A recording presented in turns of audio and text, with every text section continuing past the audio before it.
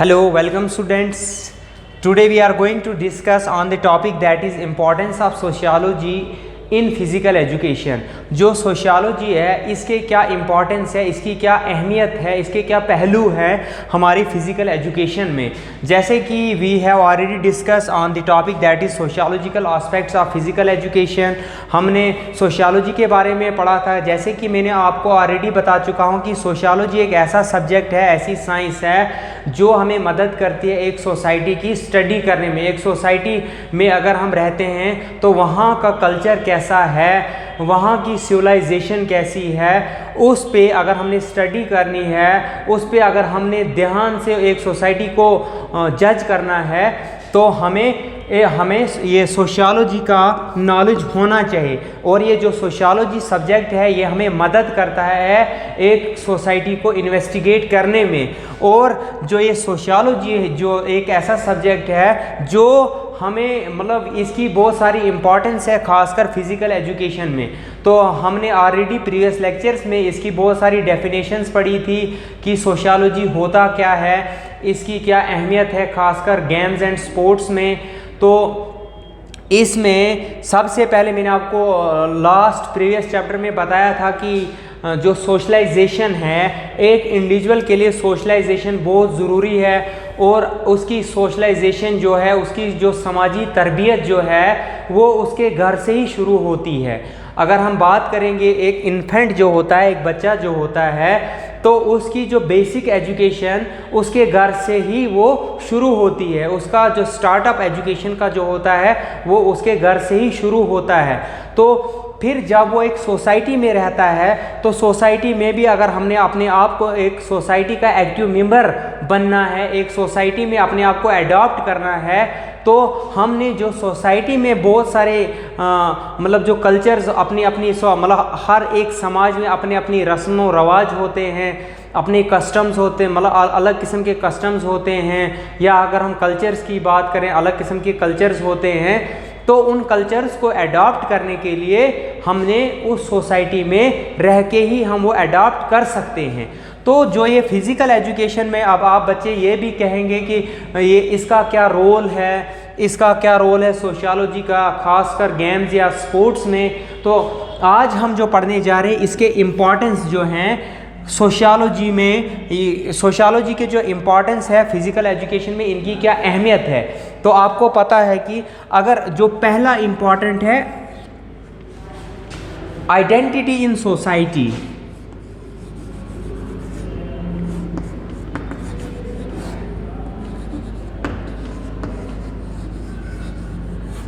अगर हम बात करेंगे, अगर एक बच्चा जो है वो एक सोसाइटी में पलता है, बढ़ता है, वहाँ के जो कल्चर्स हैं, वहाँ की जो उसको उसी किस्म की जो सोशलाइजेशन, जो समाजी तरबियत उसको हुई होती है, तो वो अडॉप्ट कर लेता है। तो ये बात कर रहे हैं हम फिज़िकल एजुकेशन की।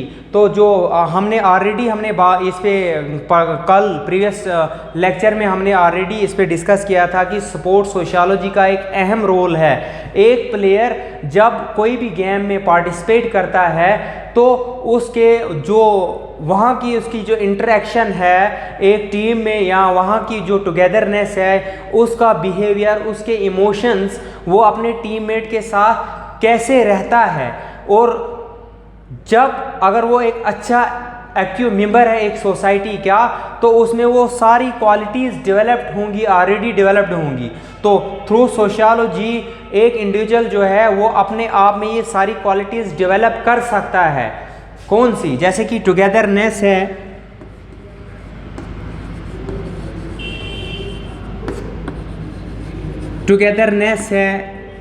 एटीट्यूड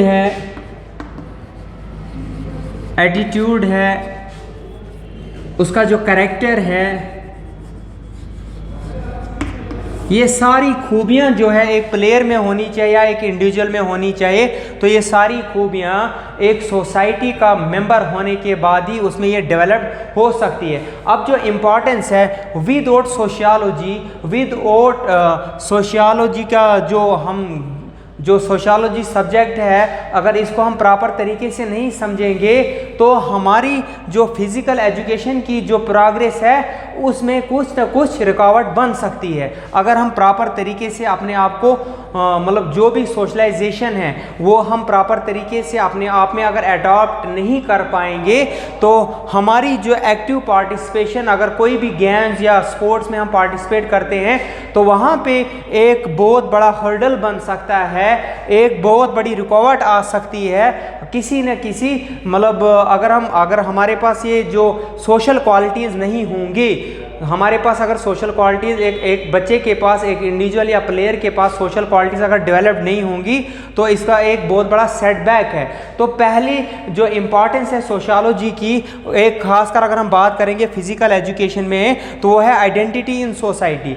मतलब अपनी पहचान, एक सोसाइटी में आप अपने आप की पहचान कैसे बनेगी। अब वो कैसे बनेगी, अगर एक अच्छे प्लेयर हो, आप एक एक्टिव मेंबर हो, प्रीवियस एक्टिव मेंबर, या आप एक सोसाइटी के रहने वाले हो, एक नुमाइंदा हो वहाँ के बाशिंदे हो आप, तो अपनी आइडेंटिटी को कैसे आपने इम्प्रूव करना है एक सोसाइटी में, तो वो कैसे होती है। तो through games and sports, through physical education आप अपनी आइडेंटिटी एक सोसाइटी में रख सकते हो, अपनी पहचान रख सकते हो। वो पहचान कैसे रख सकते हो, जैसे कि आपने कहीं इंटरनेशनल या नेशनल लेवल पे आपने पार्टिसिपेट किया, वहाँ से आपने अचीवमेंट की, चाहे गोल्ड मेडल लाया या ब्रॉन्ज मेडल लाया या कोई भी प्लेस आपको वहाँ से आई है, तो उन चीज़ों की वजह से भी आपकी आइडेंटिटी एक सोसाइटी में आ सकती है। जैसे कि it develop independent,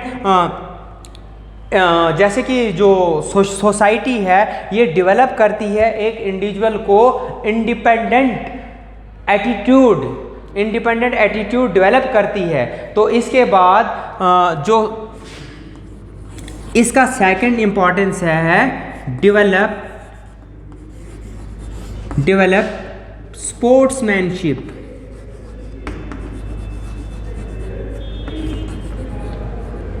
Develop sportsmanship through physical education, through sociology as well as physical education। जो सोसाइटी होती है वो एक इंडिविजुअल की स्पोर्ट्समैनशिप को डेवलप करती है। स्पोर्ट्समैनशिप डेवलप करना मीन्स कि एक प्लेयर जब खेलने जाता है, हाउ टू बिहेव विद और टीममेट्स, जो भी अपने टीममेट्स होते हैं उनके साथ वो कैसे बिहेव करता है। या अगर हम बात करेंगे हाउ टू रेस्पेक्ट हर कोच, जो उसका ट्रेनर होता है या जो उसका गाइड होता है या जो उसका टीचर होता है, उस टीचर की कैसे वो रेस्पेक्ट करता है। अब आपको पता ही है कि अगर हम सोसाइटी में रहते हैं तो हमें ये सब चीज़ें डेवलप होती है। हमें मतलब एक दूसरे की मतलब हमें सबसे पहले अपनी पहचान अगर हमने सोसाइटी में बनानी है तो हमारी सबसे पहले अपने आप की सेल्फ रेस्पेक्ट करना सीखना चाहिए। अगर आपको अपने आप की खुद रेस्पेक्ट है तो ऑब्वियसली आप एक सोसाइटी में सब मेंबर्स की रेस्पेक्ट कर सकते हो। तो ये जो थ्रू सोशियोलॉजी ये डेवलप स्पोर्ट्समैनशिप, तो एक इंडिविजुअल की जो स्पोर्ट्समैनशिप जो है वो डेवलप होती है। स्पोर्ट्समैनशिप इन द सेंस कि सोशियोलॉजी गाइड करती है हमें स्पोर्ट्स एथिक्स जो है या ट्रू स्पिरिट जो है, जो जोश है, उस जोश को कैसे आपने इजहार करना है, कैसे रिप्रेजेंट करना है आपने अपने आप में। तो जो सोशियोलॉजी हमें ये एक ऐसा सब्जेक्ट है, ये डील करता है how to control your emotions. ये आपको सिखाता है कि जब आप एक गेम्स या स्पोर्ट्स में पार्टिसिपेट करते हो तो वहाँ पे आप अगर किसी भी गेम्स या स्पोर्ट्स में आपको पता ही है कि जो स्पोर्ट्स जो कल्चर है इसमें हार जीत का सामना हर एक इंडिविजुअल को करना पड़ता है। चाहे हम टीममेट की बात करेंगे या इंडिविजुअल गेम की बात करें या टीम गेम्स की बात करें, तो हार जीत का जो सामना, जो रिजल्ट, उस रिजल्ट का सामना हर एक को करना पड़ता है। तो उस वक़्त जो क्या होता है, उस वक़्त जो इमोशंस होते हैं उन इमोशंस को कंट्रोल करना हमें सोसाइटी से हमें वो सबक मिलता है, हमें वो सोशलाइजेशन हुई होती है ऑलरेडी, वो समाजी तरबियत हम में हुई होती है कि हमने अपनी इमोशंस को कैसे कंट्रोल करना है।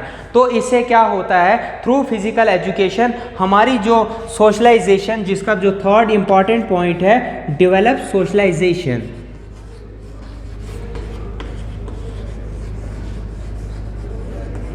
Develop socialisation.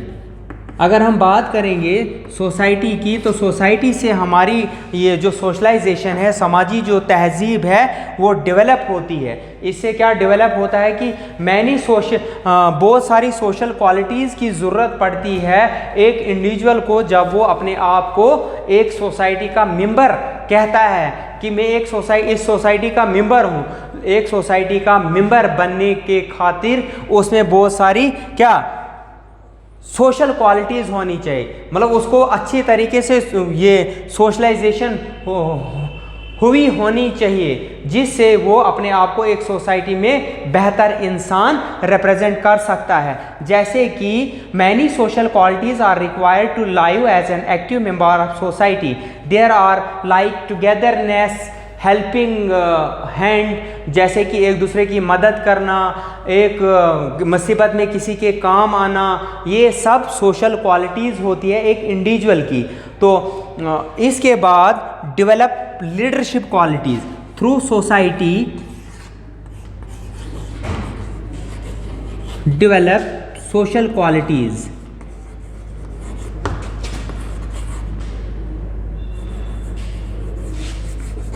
Leadership quality, sorry,